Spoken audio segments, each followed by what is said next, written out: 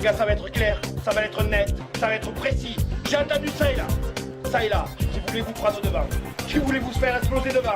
Alors Pédou, j'ai entendu ça, j'ai entendu qu'ils veulent te faire bouger, qui voulaient te bouger, j'ai entendu ça, j'ai entendu ça. Moi sur meurt, je veux mourir avec vous, hein. Moi j'ai les couilles pour mourir avec vous, hein. Moi je vous le dis, hein. Moi je peux mourir avec vous, hein. Tu vas leur montrer quoi, qui c'est qui va gagner.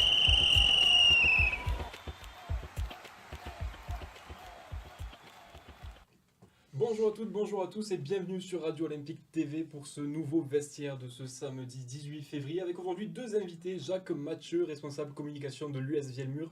Bonjour Jacques. Bonjour.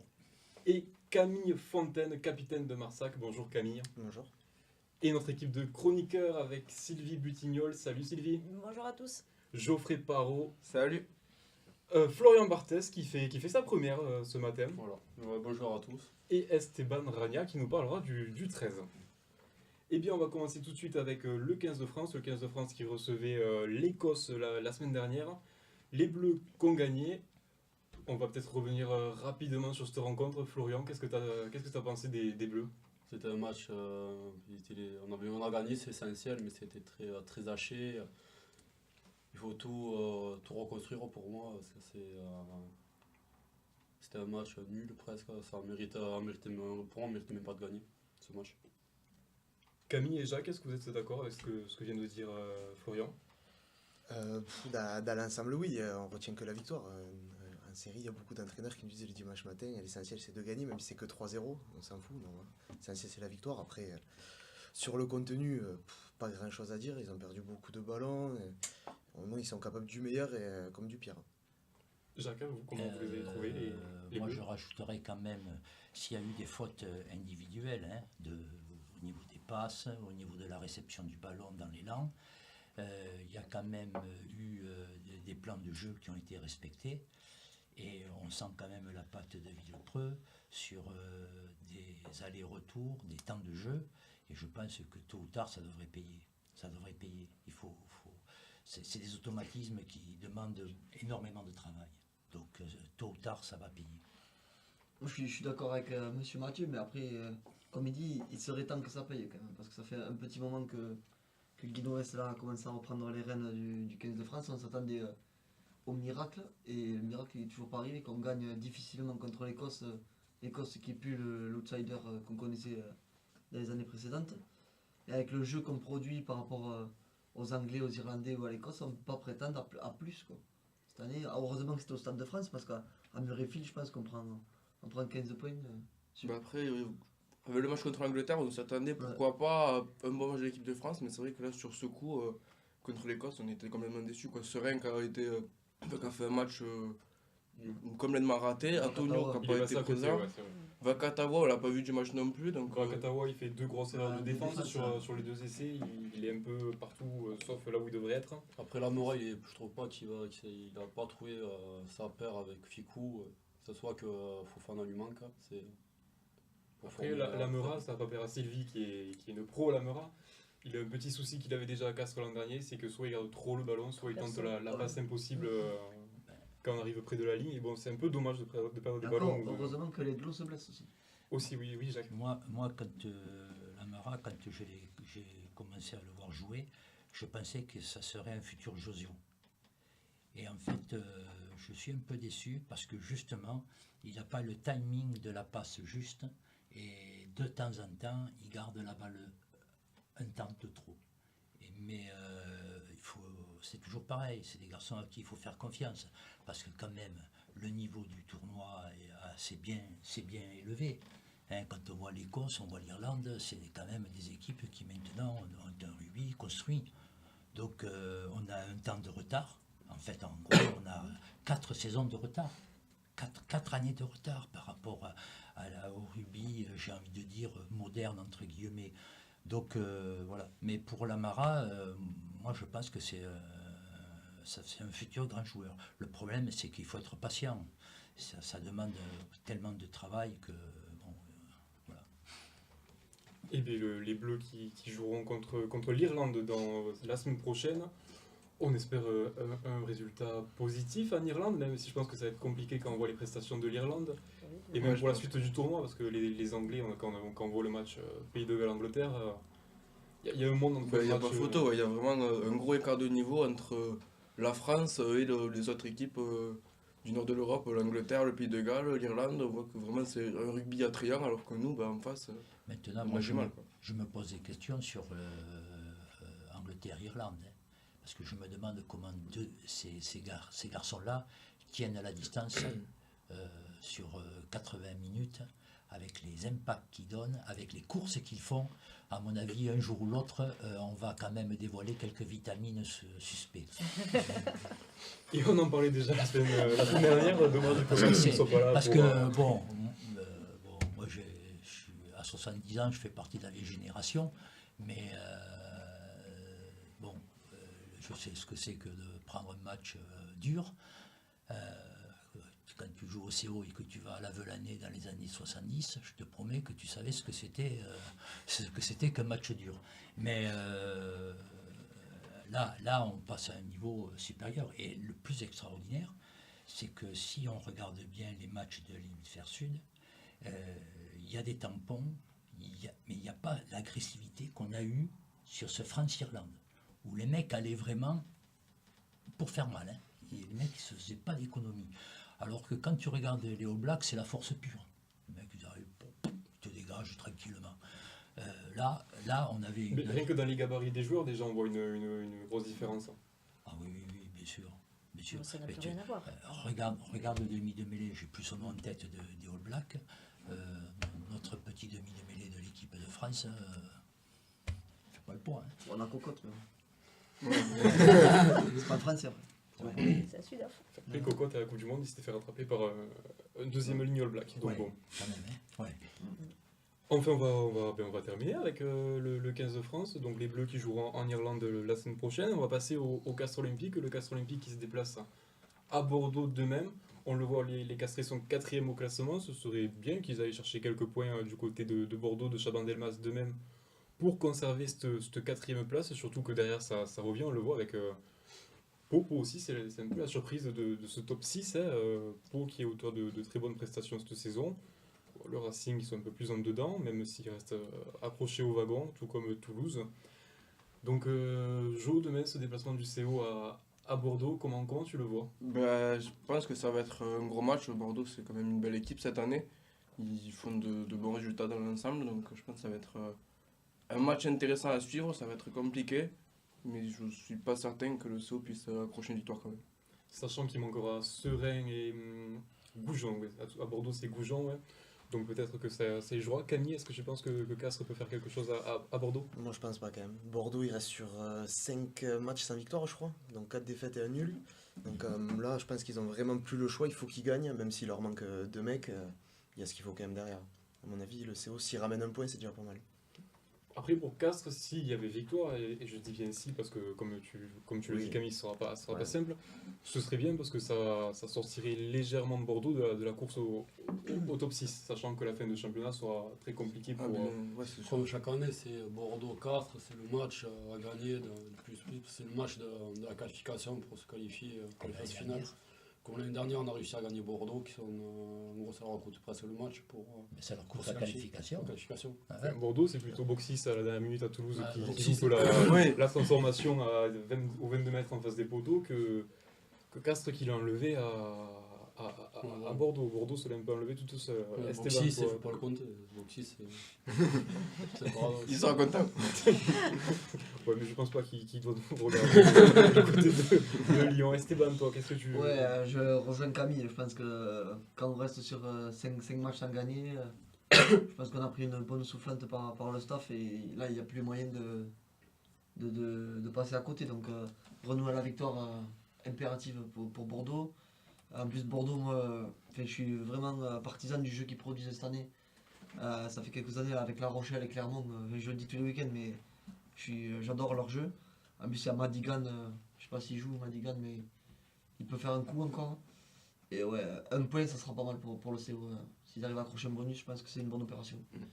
Jacques, vous, comment vous voyez cette rencontre de Moi, je demain? partage ce point de vue. Il y a des équipes qui ont mis en place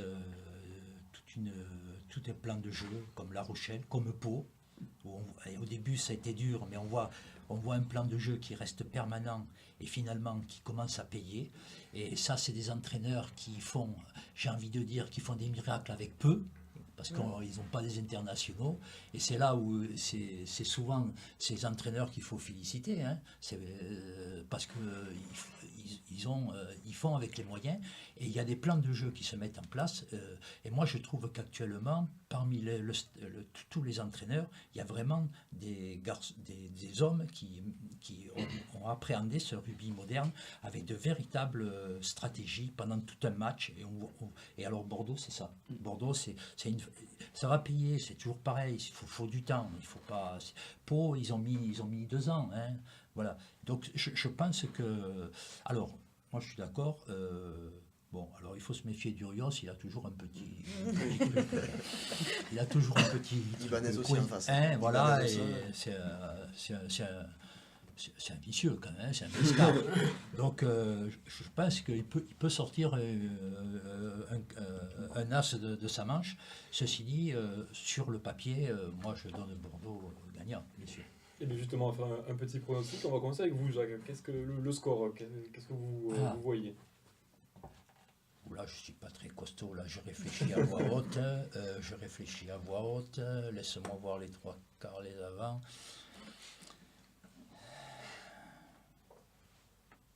Florian, pendant que Jacques réfléchit. 20-10.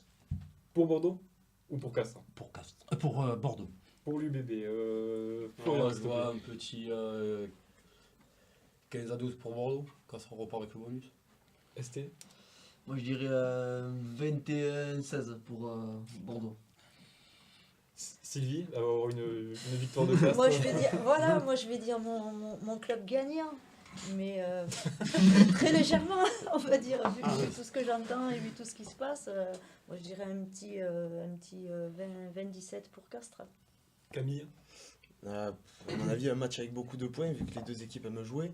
Après, je sais pas, de là à ce que Castres fasse le coup, moi j'aurais dit plutôt, on va dire 30-25 ou 30-20 par là pour Bordeaux. Ouais, moi je suis un peu comme Camille, ouais, je vois quelques essais des deux côtés. Le bonus pour le CO, je sais pas, 25-22 pour l'UBB. Et bien on verra ça à partir de demain, vu que le match est à 12h30, et on va terminer cette partie Castres Olympique pour se tourner vers la Pro D2 et le Sporting Club Albigeois qui s'est imposé hier soir 52-7 face à Dax. Albi qui reste au talon de Vannes qui s'est aussi imposé hier soir face à Oyonnax 19-16. Et on est content pour les Albigeois, surtout que la semaine a été très compliquée. Esteban, si tu peux nous en parler un tout petit peu. Ouais, vraiment content pour les Albigeois. En plus, ils ont limogé les joueurs qui ont limogé le staff. Donc Serge Millas et son équipe. Et c'est Vincent Clément qui a repris les entraînements, donc l'ancien capitaine de l'épopée albigeoise quand ils étaient en top 14, qui a parti jouer à Lyon. Avec Sébastien Pagès, ils ont repris le groupe. Et on voit qu'apparemment ça a porté ses fruits. Donc pourquoi pas Vincent Clément entraîneur pour la fin de saison. Cet essai hier soir, cet essai en plus on a vu un match très propre des Albigeois, il y avait juste quelques petites erreurs dans les dernières 5 minutes, mais bon, la victoire était assurée. Jacques, Camille, est-ce que vous suivez Albi? Est-ce que vous regardez les Albigeois? Alors, hier soir, j'ai zappé complètement. je le dis très honnêtement, je pensais qu'ils jouaient ce soir, j'ai zappé complètement. Je suis même... Je regarde le score là. Voilà. J'ai même pas lu la dépêche ce matin. 52-7, c'est vrai que c'est surprenant, surtout que vu les petits soucis qu'avait Albi dans la semaine et puis vu les derniers matchs d'Albi, on est surpris mais on est content pour les Albigeois. Camille, est-ce que toi tu regardes? Ouais, un peu quand même. Enfin, sans parler que d'Albi, on a quand même une très belle Pro D2 avec du jeu, des jeunes qui s'affirment, des étrangers qui viennent aussi. Costaud, donc ça donne du jeu, c'est pas mal, la Pro D2 c'est pas mal. Après pour Albi, ils ont pas de chance, Van arrive à accrocher Oyo à l'arrache, mais bon, on espère qu'ils vont s'en sortir quand même, qu'ils tombent pas avec Royer là-bas. Vu que Van dans les 5 dernières minutes était mené 16-12 par Oyo et ouais, il marque à la fin. Van qui a fait un très gros coup en battant le Oyonnax avec les premiers. C'est le calendrier, maintenant c'est Albi va à Colomiers. Ouais, ça va, Colomiers après... sur Colomiers Albi, sur ces dernières rencontres qu'ils ont eues, Albi en a gagné 4 et Colomiers 1. Ouais, mais c'était pas le même Albi, c'était pas le même Colomiers. Mais ça, Après, ça peut un peu jouer psychologiquement sur certains. Après, on ne sait jamais dans ce Pro D2, vu qu'on voit que chaque week-end on a des surprises. Hein, donc, on ne sait jamais. On va peut-être. Je sais pas, mais on va peut-être continuer. Jote avec quelque chose à rajouter sur le Sporting Club albigeois. Ben ouais, j'ai vu une initiative là, sur Facebook, c'est un peu mon coup de cœur de la semaine. Et bien justement, tu sais quoi, on va terminer sur Albi. on va Albi qui enchaîner. jouera le week-end prochain face à Colomiers. Albi qui est toujours 15e au classement. Voilà, 15e au classement et Colomiers 3e. Donc ça va être un match important, surtout pour les albigeois, sachant que Vannes se déplace aussi. Donc on suivra ça la semaine prochaine ici. Et on va passer au coup de cœur, au coup de gueule avec ton coup de cœur pour commencer, Geoffrey. Et ben, on enchaîne toujours en rapport avec le SCA, donc c'est une initiative qui est sortie sur Facebook dans la semaine. Les Amis du Rugby, association de supporters du CO, qui a pris l'initiative de voir pour organiser des déplacements à Albi pour soutenir le SCA, vu que c'est une période compliquée.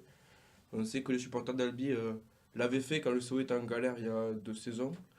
Donc voilà, on leur rend un peu l'appareil. C'est une bonne initiative. Après, bon, un petit coup de pub peut-être Non, de dire on va supporter Albi, on va se montrer un tout petit peu Albi, non, Geoffrey. c'est juste pour rendre l'ascenseur que les a fait à Albi, il a aucune pub dans ça. C'est juste. On les voit quand même qui défendent leur association de Non, supporters. oui, non, si on connaît là, on les met pas en avant, mais c'est pas pour faire de la pub, mais c'est un simple geste de retour. Ils nous ont aidés quand on était dans la zone rouge, ça nous a fait plaisir, on va rendre l'ascenseur. Voilà. Après, c'est ouvert à tout le monde. Hein. Oui, voilà, Oui, c'est pas que les c'est amis. Si si des personnes veulent venir avec nous, c'est avec grand plaisir. Ils peuvent être depuis Saint-Secas ou n'importe qui, on s'en fiche. Hein. Après, nous, Marsac, on n'est pas bien aussi en ce moment, donc si jamais tu veux venir nous supporter, donner un coup de pouce, Allez, si vous voulez. demain à Vielmur. Ah, demain, je vais à Bordeaux. Et ce sera sûr, bien sûr. T'es bien sûr. Donc, mais dans le bus, pendant le retour, Ah oui, on tu pourras fera rater le match. oui, Voilà. C'est prévu. Un coup de cœur ou un coup de gueule, Flo? Entre deux bières. Ouais, un petit. C'est pas trop, c'est un coup de gueule, un coup de cœur, c'est pas entre les deux, c'est bon, c'est l'affaire Carter, c'est pour le peu. Il a été fâché. L'affaire Carter, tu vas fort quand même. Ah, c'est vrai, ça. Le mec a été contrôlé positif pour alcoolémie, ça fait des. Se relayer d'un partout, ça fait d'histoire. Une grande histoire pour rien. Mais parce que c'est Carter, quoi. Voilà, C'est une certaine image, donc forcément Carter après c'est. Quel joueur a jamais été contrôlé positif Ah, à mais t'as l'alcool, pas à le cause de droit. l'alcool Après oui c'est sûr. Ah bah quand même. Hein. Ouais. Non, mais Il y a beaucoup de joueurs qui sont contrôlés positifs, mais ils font pas autant d'histoire en une semaine. le droit, c'est, t'as Non, il y a beaucoup de joueurs qui sont positifs, Oui. mais très peu sont contrôlés. En fait, c'est ça. Ah, dis-moi, je t'en avouer qu'il est souvent positif. Voilà. Non, voilà, pour moi, c'est une grande histoire pour peu. Après, Il a malheureusement, pris une cuite, il a pris une cuite. Hein. Mais c'était pas hier.